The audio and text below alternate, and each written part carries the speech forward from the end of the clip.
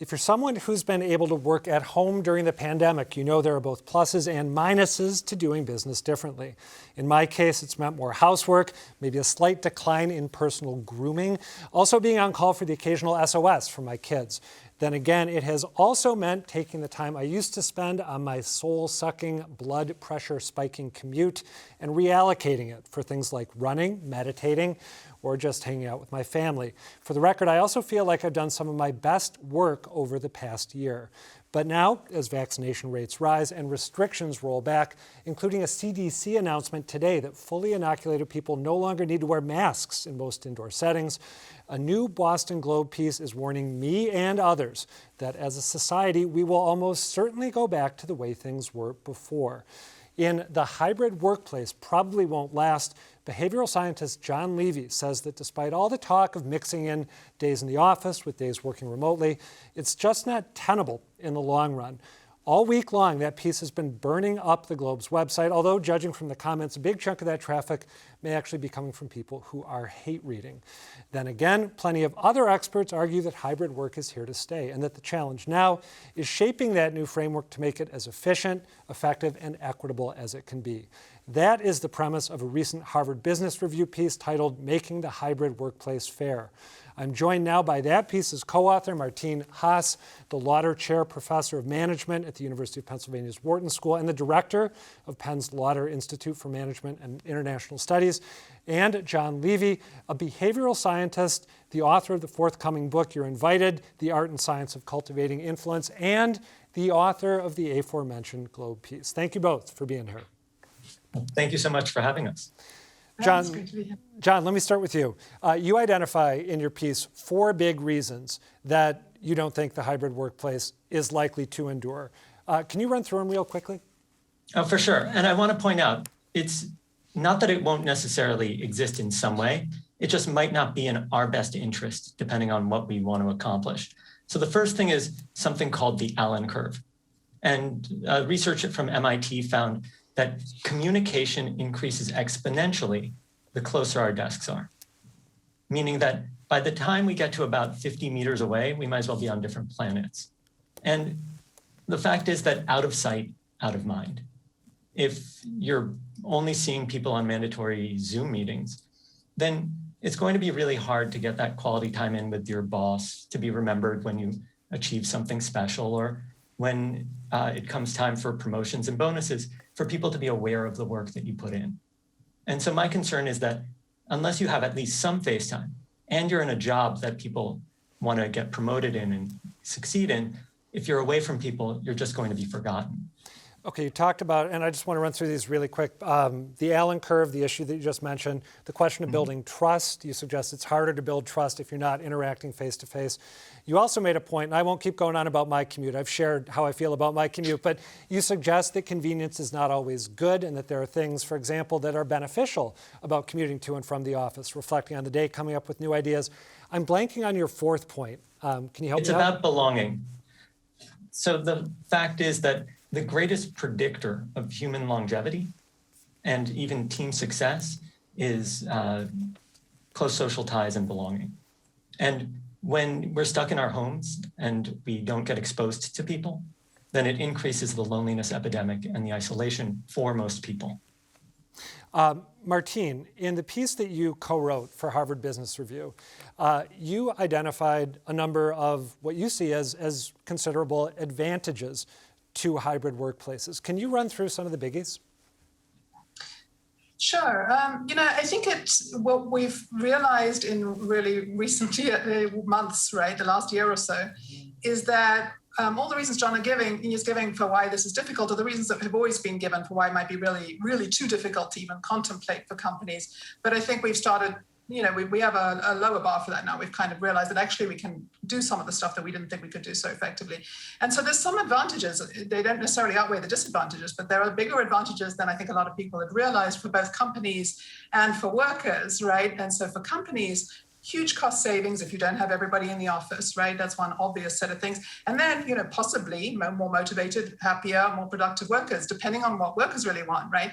Now, there's going to be a range of what people want, but from the individual perspective, there's going to be folks who are like, I'm glad I don't have to commute to work anymore, right? I'm glad I can balance work and home, family stuff in a different way, in different proportions, right? More flexibly. And so, there are both individual and organizational reasons that there's going to be strong pressures to at least contemplate, think much more seriously about how do we use hybrid structures now when we go back to the workplace than was the case a year or so ago. So run through, if you would, some of the concerns about equity, fairness, access that you identified in the HBR piece. And then I'd love to get Jon's take on that, because as a layperson, it seems to me like that may be an area where you two converge a bit, recognizing that in the hybrid model there are risks that would need to be at least acknowledged and potentially managed. So what are the risks you identified, Martine? Yeah, there's no question that working in a hybrid way is got a lot of complications. It's complex and it's challenging, right? And by the way, let me just note, there's like two different ways you can think about it, right? They can be, I am always working from home and you are always working in the office. That's one version of it. There's another version of it, which is, I'm working in the at-home part of the week and in the office part of the week. And I think that latter one is possibly a little bit more manageable, right? You have some of the same problems, but it's not as exaggerated as the sort of fully some people here, some people there version of it. Because what happens when you've got some, people who never see each other in person or only pretty rarely, right, is a lot of difficulties in sort of really, they can be culture, right? How do you build culture? They can be creativity. Can people be creative at a distance? The ones we were talking about in the article have to do with power dynamics, right? And the article is one that I published in HBR recently with my co-author, who's a professor at INSEAD, Mark Mortensen. And what struck us from talking to a lot of executives and sort of people's concerns and experiences around this is that when you have people who are sometimes some of them are at home, some of them are in the office.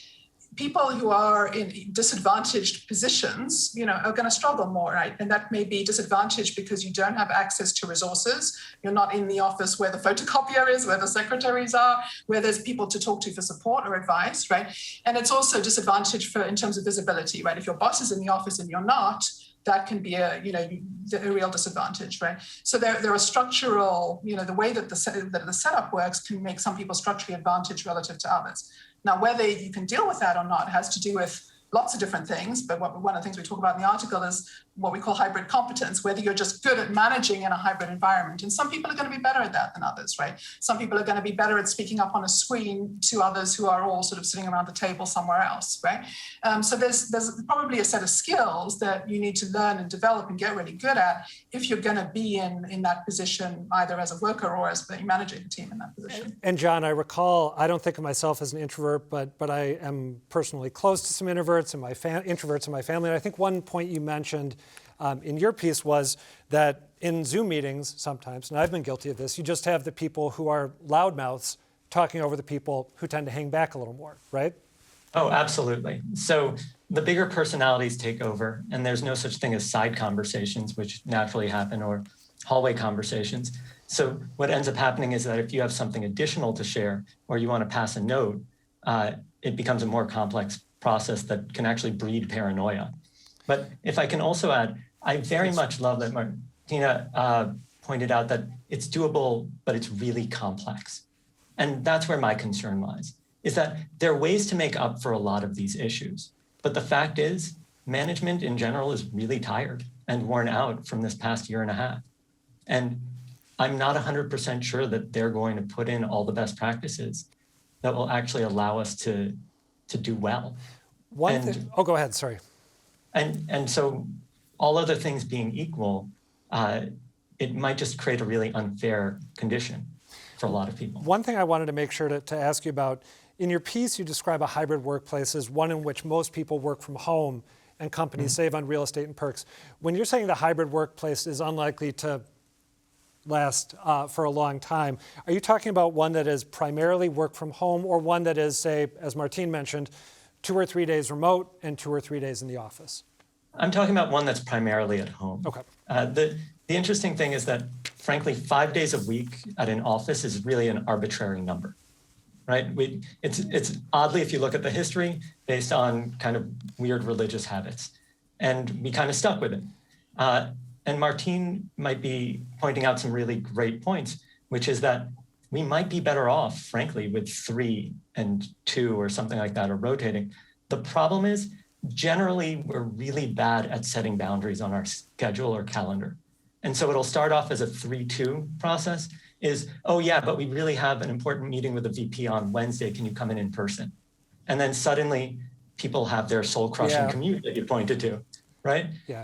So the questions and these complexities make it really hard. And with management being so overworked, they're probably just going to end up saying, we don't want to put in the effort to figure this out. Everybody come in, or something similar. I want to ask you too about some survey data that I've seen. Obviously, I have my own personal preferences here. I don't think that I'm alone in hoping that a hybrid, part work from home, part in the office workplace, becomes a thing in the future. There was a McKinsey survey, you've probably both seen it. 37% of employees said, who have the option, said they would prefer to work on site. 52 wanted hybrid, 11% wanted all remote. And it seems from another survey, a PricewaterhouseCoopers survey, like young people may be especially interested in this. 47% of millennials and 45% of Gen Z people surveyed said they'd forego a pay increase so that they could work remotely, not hybrid, but remotely. Am I right that if, you talked about management being tired, Jon, but isn't there a potential huge competitive disadvantage here for companies that don't find a way of creating something that isn't exactly the same as the way we used to work before? And I'm wondering what both of you think about that. So I would say that if we're competing for talent, then we're going to fundamentally have an issue, because we're going to end up with the same thing that happened with like ping pong tables and all that kind of office stuff that nobody actually ever uses. The issue is that I'm really concerned about is you'll notice that generally the younger they were, the more they wanted to stay at home. What we also know from a Cigna study is that the younger people are, the more lonely, the more isolated, and the less socially capable they've generally become.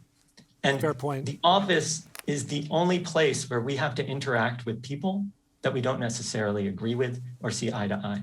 And without some cultural exposure and the development of what people tend to call soft skills, it's going to be a detriment in the long run if we don't have at least what Martine is kind of pointing to with the partial days. Martine, can I actually ask a different question of you? We only have about 30 seconds left. How soon will we know where society settles? Is it going to be a year, 3 years, 5 years? Yeah, I think it's going to take a little while, because I don't think everybody's going to suddenly be happy to go back full time to the workplace for the same reasons you wouldn't be today, right? There's all these advantages. I don't want to give them up. And so I think companies are going to have to really think about a lot of policy questions. Who do I bring back? How much do I have to have them in the office? What about the compensation implications? How much space do I need? And they're probably going to try it for a while, by and large, right? Now, if there starts being a trend where, a competitive trend that goes in a particular direction, we might see a quicker move towards everybody coming back or everybody staying distant. But probably they'll try it out for a while. They'll figure out some things, some ways of doing it that work and some ways that don't. And it'll shift over time into a more stable situation. But that's probably going to take, a few years of trying out all this new stuff. Okay, Martine, Haas, Jon Levy, thank you both for talking this through. Fascinating stuff. Thank you. Thank you.